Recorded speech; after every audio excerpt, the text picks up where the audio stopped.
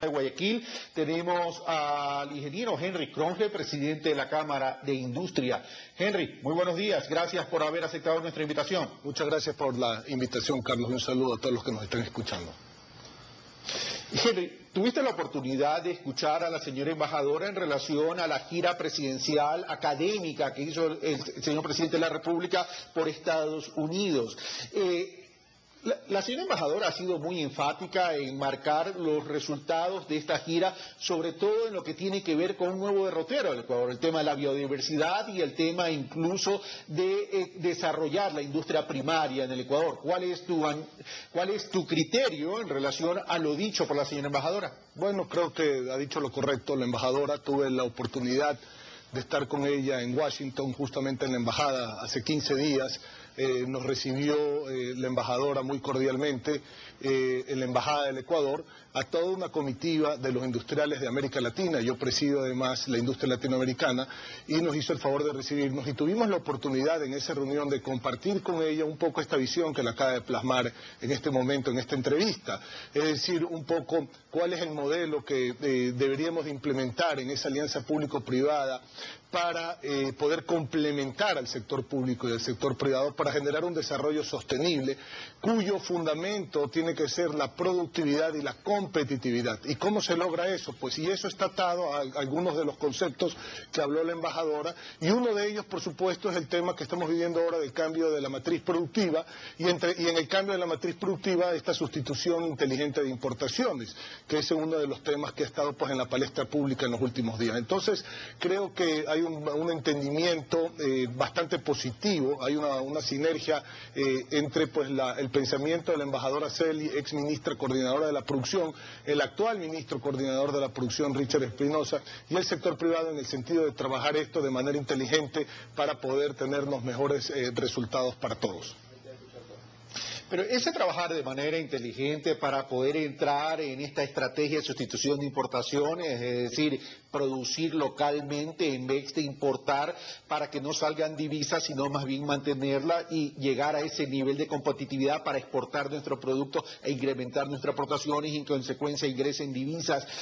Pero al momento de hoy, haciendo un corte de hoy con estos temas de restricción de importaciones que está orientado en esta política de sustitución de importaciones, el impacto, ¿cuál ha sido el impacto al sector industrial ecuatoriano o al sector ecuatoriano? Porque evidentemente algún sector se ve beneficiado y otro sector se ve perjudicado. Bueno, cuando digo inteligente, Carlos, y gracias por traer esto a colación para poder explicar en mayor detalle, digo hay que hacer las cosas bien hechas. ¿Y qué me refiero con eso? Que en un principio, cuando se tomó la resolución 116 del COMEX, se restringían a través de estos reglamentos técnicos que son de carácter obligatorio las materias primas, los bienes de capital y los insumos que tiene la industria. Los bienes de consumo solo son el 20% de las importaciones total. La diferencia, el 80%, está justamente en materias primas, bienes de capital e insumos que se necesitan para mejorar la industria del país y en los derivados del petróleo, que también se necesitan. No se habían estudiado en ese momento lo que se denominan las partidas bolsa, es decir, todas esas partidas que se denominan las demás, el saco donde cae todo como los demás. No se habían estudiado esas partidas para hacer un desdoblamiento, es decir, especificar exactamente lo que cae ahí, qué debería aplicarse el reglamento técnico y qué no. No se tenían listos los sistemas, no había la estructura en el INE, la ventanilla única ecuatoriana en el Ecuapaz, la pestaña del INE tardó un mes en funcionar, no había la infraestructura, no se habían estudiado las normas supranacionales como la 516 y la 562, que son dentro de la comunidad andina normas supranacionales, están por encima de las normas actuales, y había que hacer un estudio completo que esto no se vuelva obstáculos técnicos al comercio y no existan ni retalaciones ni retorsiones comerciales. Esa resolución 116 de principios de diciembre, que tenía contemplado 293 subpartidas arancelarias, nosotros como sector privado nunca nos opusimos a que se dé. Lo que tengo que aclarar es que pedimos una prórroga de 120 días que tampoco se dio, justamente para hacer ese trabajo inteligente, de ir sector por sector, analizar qué se puede sustituir y qué no. Entonces, gracias a Dios, después de tantas reuniones que se han tenido con el sector privado, ya en marzo 21, es decir, recientemente, hace alrededor de 3 semanas, se da la resolución 010. Esa resolución corrige de alguna manera la resolución 116 de diciembre, porque dice que textualmente que estos productos que tienen reglamentos técnicos, únicamente deben de estar incluidos los reglamentos técnicos en el ámbito de la aplicación. Es decir, en ese momento ya se corrigen totalmente lo que son esas partidas bolsas o las demás partidas. Y eso creo que es importante porque se pueden dar códigos suplementarios a nivel de la aduana de lo que se denominan los TANEM.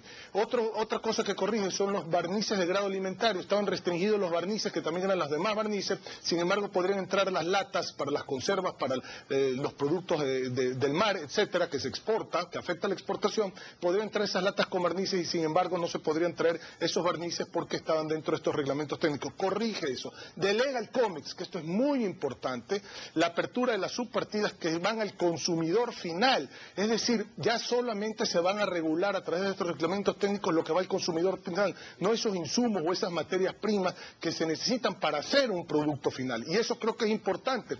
Sin embargo, también es importante aclarar que no toda materia prima o insumo tiene que estar exento de control. Por ejemplo, los precursores químicos, todos estos productos que pueden dañar la capa de ozono, tienen que tener controles de otro tipo, controles fitosanitarios o sanitarios, etcétera. Pero también ya en ese momento se corrige estas materias primas, las ventas que no van al por menor, es decir, al consumidor final, sino esos insumos que van al por mayor. Por ejemplo, un saco de aceitunas para producir un alimento, saborizantes, etcétera, eso también se corrige. También se habla de los regímenes especiales, no los regímenes especiales aduaneros, sino los regímenes especiales alimentarios. Por ejemplo, alimentos para lactantes, Carlos, los productos bajos en sodio, los productos para el control del peso corporal, los edulcorantes, también se corrigen dentro de esta resolución. Yo creo que eso es sumamente importante entenderlo, porque el gobierno se dio cuenta finalmente que había que hacer una serie de correcciones y aplaudimos esas correcciones para poder mejorar la situación. De lo contrario, pues esta medida pues sí iba a tener afectación, ya ha venido teniendo afectación en la producción nacional y en las exportaciones. Y lo que se trata aquí es consolidar a la industria nacional, hacerla más fuerte y promover las exportaciones, pero sin que exista mayores la balanza comercial. Ahora, si bien todo este tema es importante y felizmente se está dando este diálogo, que no es un diálogo de sordos porque aparentemente es un diálogo de doble vía y hay capacidad de reacción, de respuesta y de corrección, cuando tú me hablas, el tema de consumo apenas representa el 20% de nuestras importaciones, pero igual hay un mercado local al cual hay que atender. El tema es la industria nacional está preparada para atender ese segmento del mercado. Eso es muy buena pregunta. Se han firmado convenios entre las empresas y el Ministerio de Industria y hay tiempos de aplicación. Nada puede ser hecho de la noche a la mañana. Hay tiempo de aplicación, las empresas necesitan invertir, se necesita pues desarrollar productos. Nosotros como Cámara de Industria, Carlos querido, y quiero recalcar esto a la población, hemos sido, digamos, los primeros en preocuparnos por el tema de desarrollar la industria local. Hace un par de años hicimos la Feria Ecuador Industrial, una feria en donde partes, piezas, servicios de las microempresas, de los artesanos, de las medianas empresas, se reunieron en una feria todas estas compañías, no para vender, sino para comprar estas medianas y grandes empresas, para comprar estos productos de estas microempresas, hacer una inclusión social en el encadenamiento productivo. Tuvimos resultados de alrededor de 74 millones de dólares. Después se hizo una segunda edición de esta feria en donde nuevamente se puso a las medianas y las grandes empresas bajo un techo y se trajo a las microempresas, a los artesanos, a las pequeñas empresas, a las medianas empresas, para que puedan suplir sus partes, productos y piezas a estas industrias y hacerlas parte de la cadena de valor.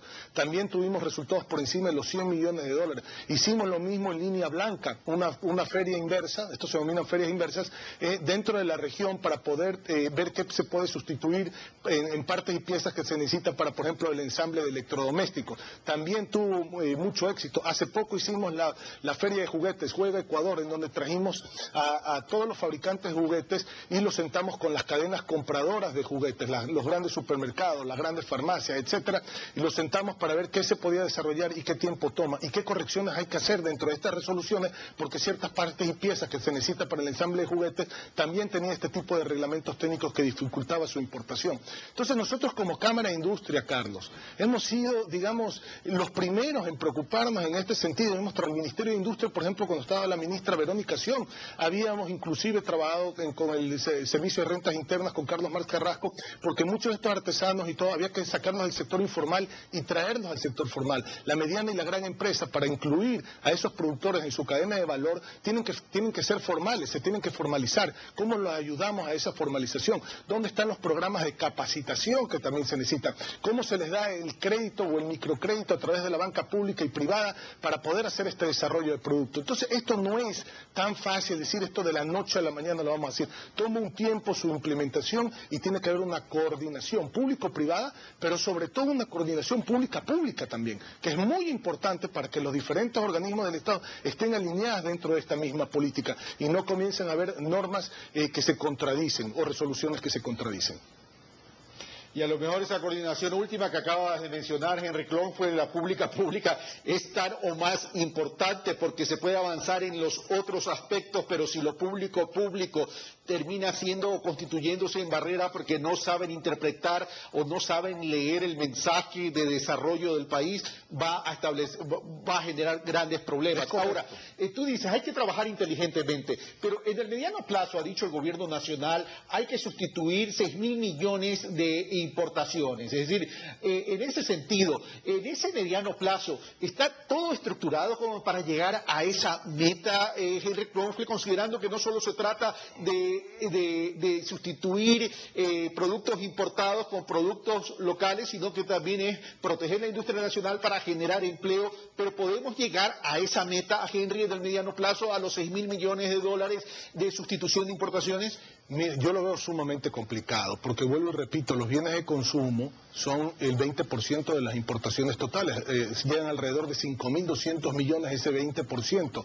La diferencia dentro de los 26.000 millones de dólares de las importaciones son materias primas, bienes de capital e insumo que necesitamos en la industria para poder seguir produciendo y mejorar nuestra capacidad productiva y nuestras exportaciones. Es decir, la propia sustitución conlleva importación de materias primas y de insumos para poder generar esa industria en el país.